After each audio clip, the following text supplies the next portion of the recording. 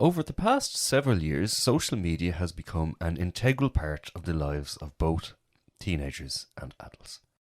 Easy access to the media gives us many opportunities on various levels. It allows us to connect with people around the world. It gives a lot of learning opportunities, and of course, it can be a place of entertainment or even a source of income. Unfortunately, we also need to be aware that this versatility and easy access to social media entails certain threats, especially addiction. Since access to the internet has become so widespread that it is within the reach of most people all over the world, people have started using it in many ways. Among them, a very common way of using the internet is to escape from everyday problems.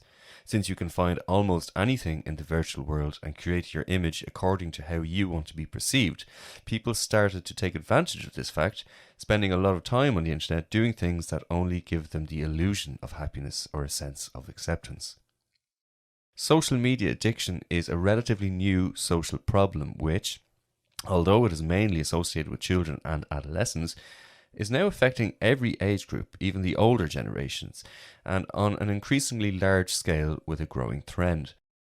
This is related not only to technological progress, but also to increasing social isolation, especially since the outbreak of the COVID-19 pandemic. As it turns out, social media and improper use of them can be a source of a serious threat of addiction. So, how to recognize social media addiction? What are its symptoms?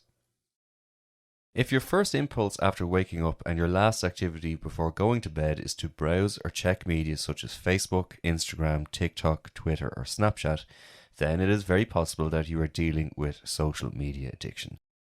In addition, you may notice symptoms such as not being able to control the time you spend browsing social media, constantly feelings of annoyance, feeling anxious, feelings of unfulfilledness, feeling empty and sad, and feeling like you're missing out on a lot of things, maybe a lack of interest in your previous hobbies and neglecting your responsibilities. In addition, you may also develop problems with sleeping and problems with your eyesight. Another bad sign is a feeling of disappointment or frustration at the lack of interest in the information you publish, or the drawing of special attention and feeling upset because of unfavorable comments. Social media addiction, just like any other addiction, is connected with certain impacts. These impacts can appear in three spheres.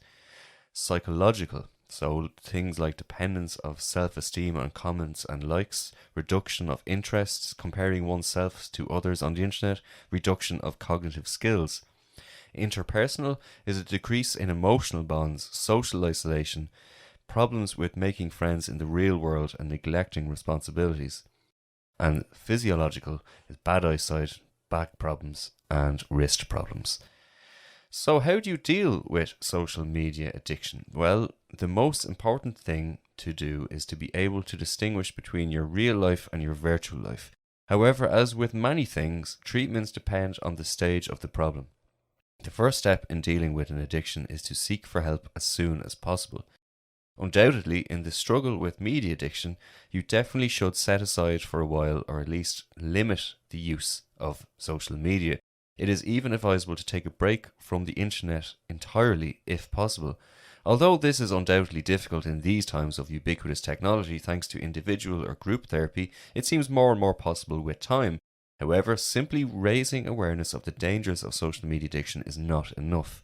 For treatment to have the intended effect, it is necessary to discover the cause and help solve the problems from which it has become an escape into the virtual world.